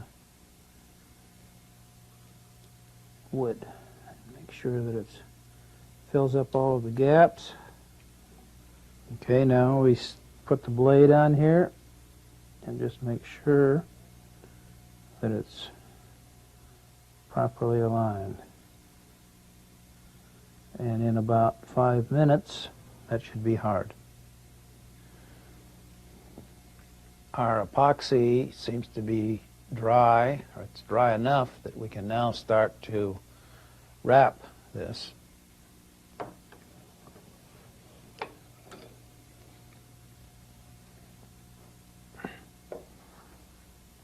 The first thing I have to do is cut a little groove so that my wraps don't slip down off of this handle when I tighten them.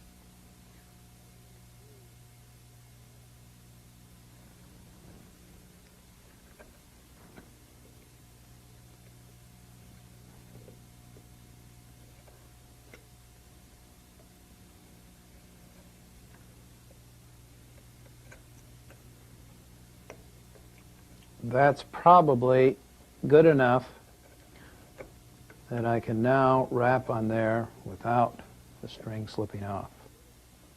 So I place it back in the vise.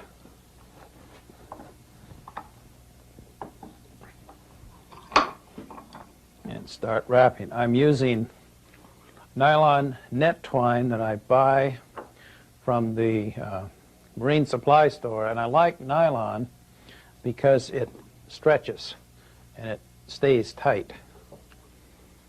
First thing I do is put my little tail of the line right there and hold that with my thumb, and then come around over and pull it right in the little groove that I've got, and then wrap over the tail. Do this about 3 or 4 times, being careful that I don't wrap over the twine or over the yarn. Now when I have about 8 or 10 wraps left, I take a little piece of string that I have cut beforehand and make a loop and hold that in here so that I can pull the tail back around. So I place it in there, hold it with my thumb, and wrap over that. And just continue to wrap and pull that tight.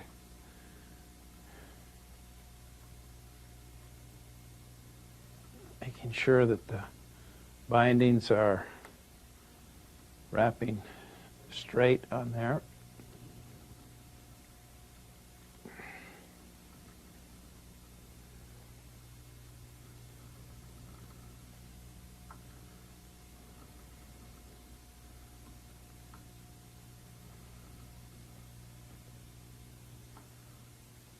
And I can continue to wrap right back up over the blade until it's all covered. And if I want even a little bit beyond that, although I think I'll stop right there, I pull that tight so that it fits in there. Then I will take my knife and cut this off, leaving a tail. Then the tail goes through the loop, and this is held tight, and then this is pulled through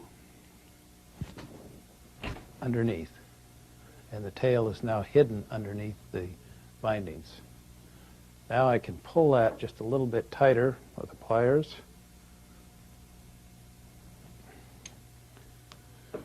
Then, being very careful not to cut the bindings, I can trim that tail off.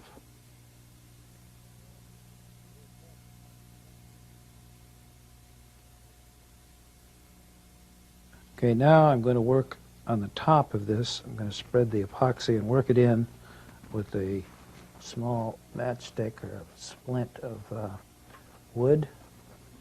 And I just spread that and work it down into the bindings.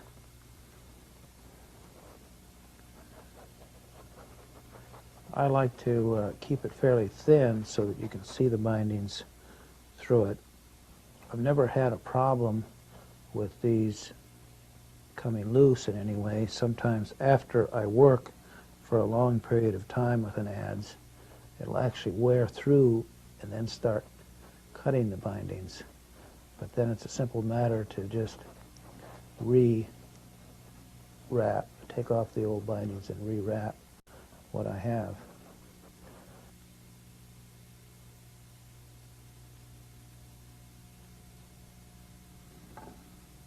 Now I'm going to work on the bottom side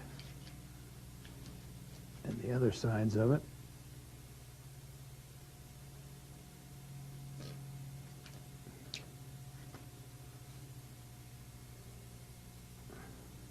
I just continue to work that into the bindings.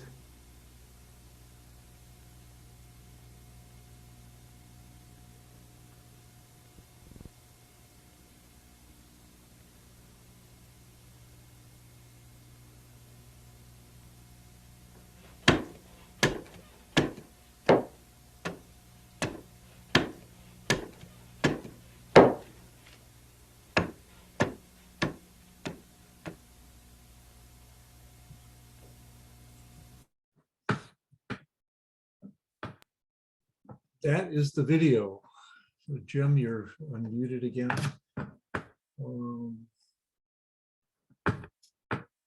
I'm here. Let's all have an applause for that. So I'm going to spotlight you, Jim. That's Jim had mentioned that one of his coworkers, I think, was the one that co-produced, co-made that video. So that was quite a lot of tight editing from my perspective. What we did, we had a communications, a bunch of communications people. That was their specialty at Extension. So what we did is we went and rented all of the equipment for this, and we did it on a weekend in my shop. So didn't want any conflict with the university. And would you say how many Question.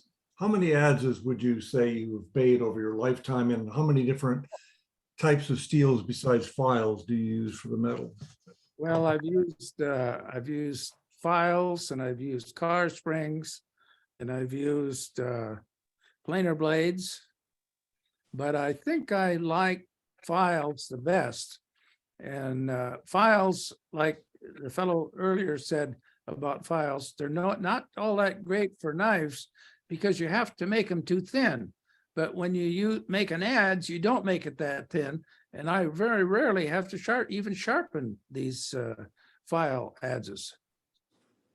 And when I do sharpen them, I just sharpen them on a buffing wheel. Questions?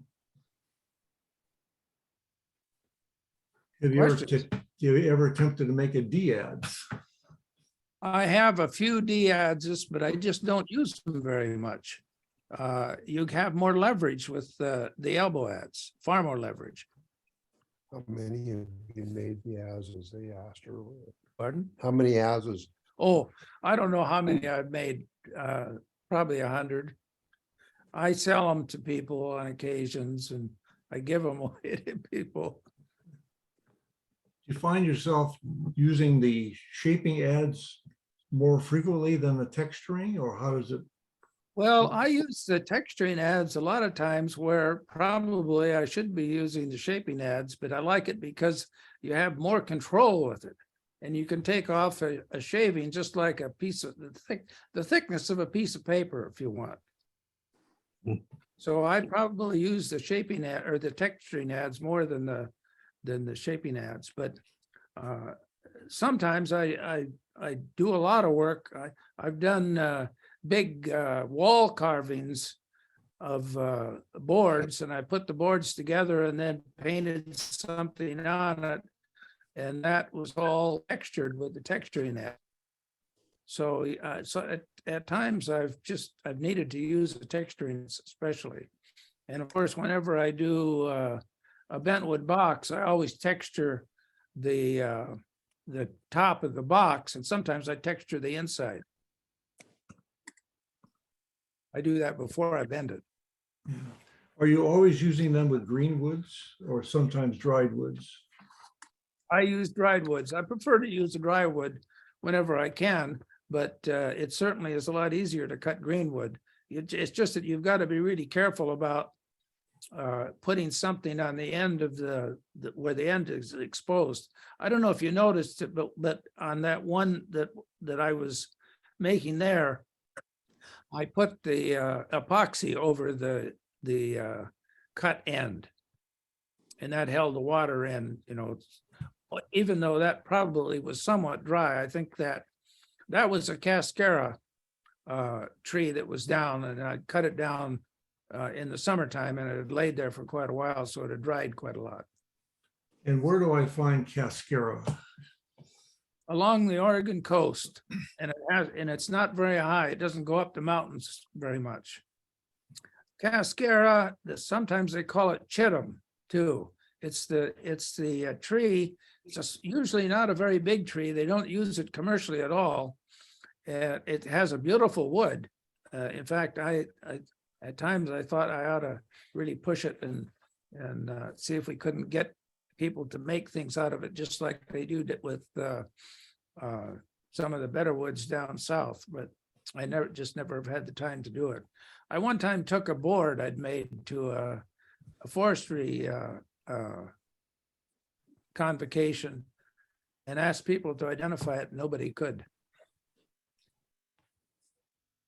So if I want to make my own ads, I go buy 20 acres up on the low elevations.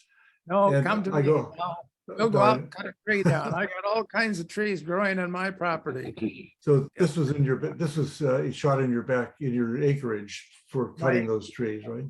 So what about alder for this be more practical Well, you for can most use of us? alder and you can use vine maple. I've tried to use regular cherry wood, wild cherry, and they often have some kind of a defect right in where the corner is. So I don't use cherry anymore, but vine maple is also good. The problem with both alder and vine maple is that quite often the branches are crooked, or they come onto the trunk in a sort of a crooked fashion, much more so than cascara. I think Is birch an option? birch would be all right. So far as I know, I've never tried it. But I think any hardwood. Oh, the other one that is excellent to use is yew wood. But I don't have yew. It doesn't grow where I am. So I have used that first big ads that I showed on this one was crabapple. And apparently the Indians used crabapple as a replacement for yew. Yew was a wood that they used in tool handles a lot, wherever there was a lot of wear, and crabapple has similar characteristics. It's a really hard, dense wood. Jim Spitzer points out that you sold us 2 ads that we used in Adam McIsaac's class in November. We let students, this was a first time coastal carving class, and so people were able to get their hands on a wide variety of different types of adzes and de-adzes and crooked knives and experience that. How did those ads work? He said excellent. Good. He said excellent. Yeah. He has a no return policy, so Yeah. And they didn't get broken. How do you spell cascara? C-A-S-C-A, whoop. Cascara, C-A-R-A. So C-A-S-C-A-R-A. Okay. So we'll go look at that. There's It a, looks a lot like alder. The leaves are a little bit longer and the bark is a little bit darker than alder. so, But it has the- black berries on it in the fall. yeah. John Niebergall was one of the students in Adam's class, and he asked the question about the knife, your net cutting knife. He asked the question. He found a link on England Marine, which is the marine store down in Astoria. They have a for sale a net twine line knife with the sheath. Is that likely I to would be? buy that one. I would buy the one. It's the Victorinox paring knife. That's the one that the net menders use.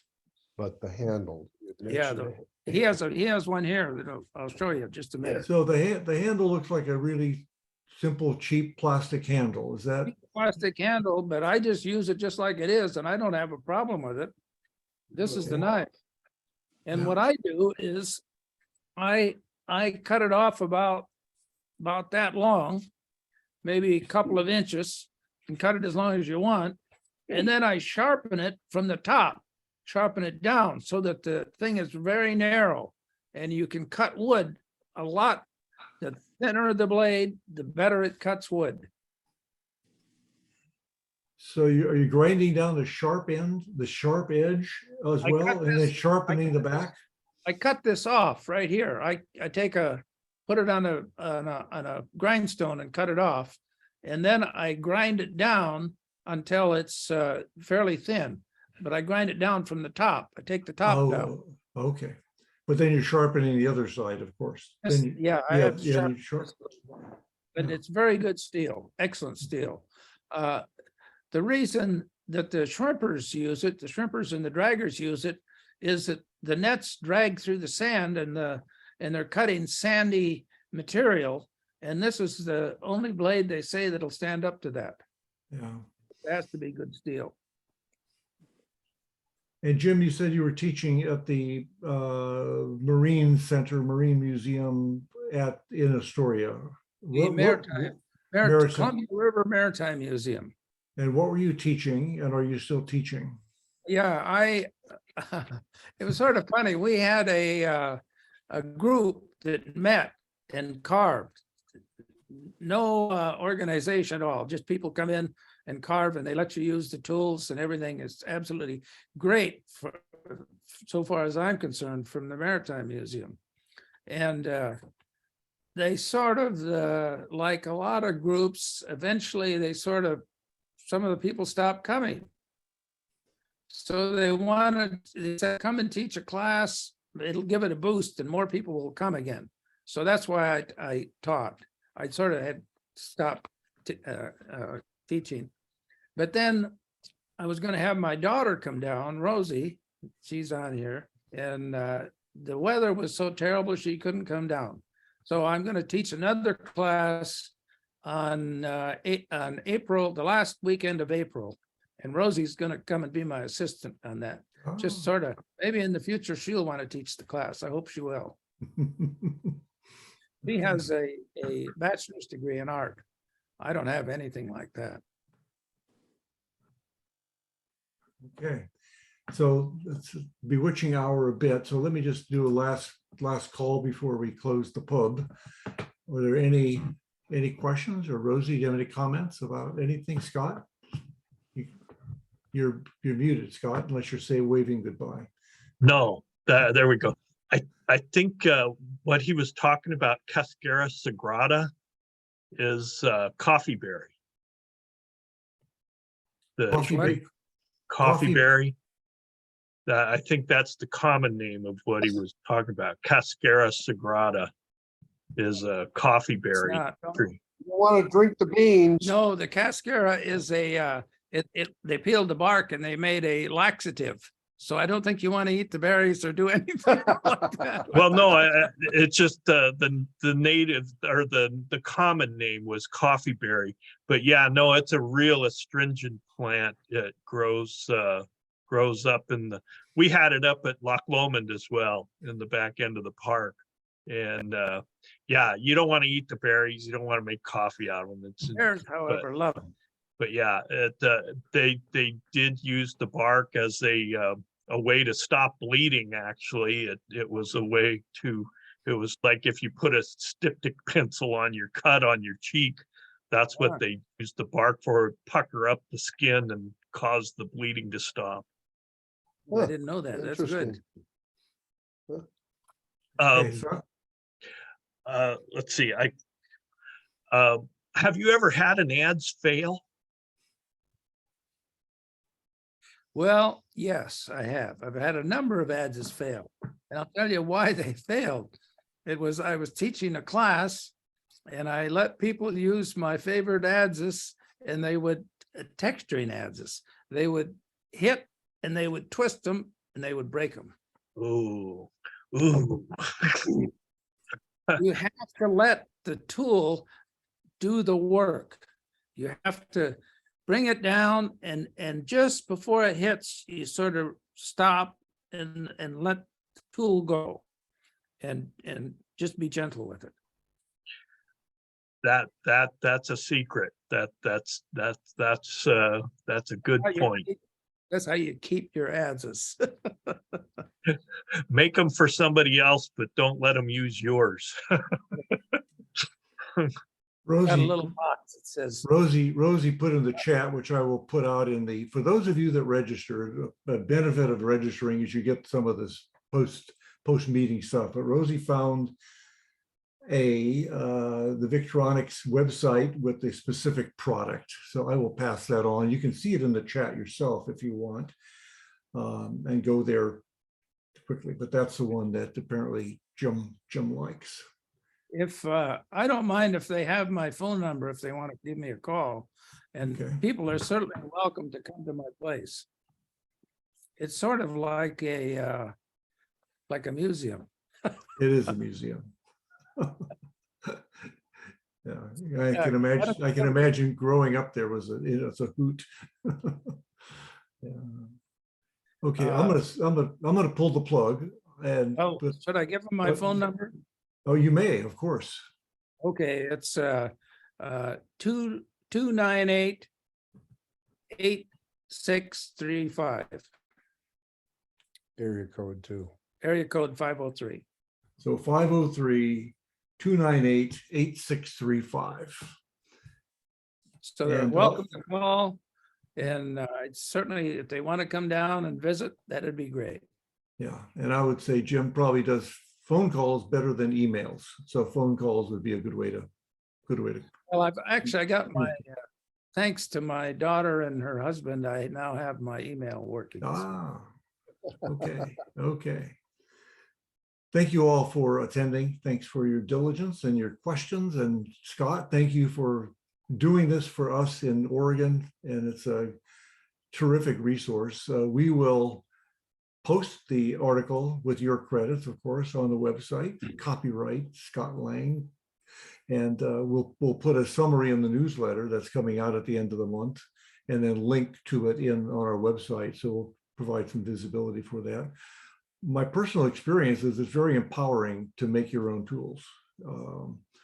We have a significant high school here called Catlin Gable, a private high school that's quite spendy, but they have 3 full-time woodworking teachers in that school, starting from preschool to 1st grade, and then 2nd grade through like 6th, and then on up. And Kit Camp, who's the high school and middle school teacher, teaches how to make your own blades, your own knives out of bar steel you buy on Amazon.com, and you grind it down and you quench it with oil and you temper it in a microwave or oven, and not a microwave, in the oven, and you make your own handle. And those kinds of experiences really just give you more options, right? You can buy the oil hardening steel at Pacific Iron and Steel in Portland. Pacific Iron and Steel, a good choice. Okay, Not in- thank you all. Jim, thank you for that, and Rick, thank you for being a gracious host. And You. I would really encourage all of us to make another trek to the Columbia Flyway and Wildlife Show.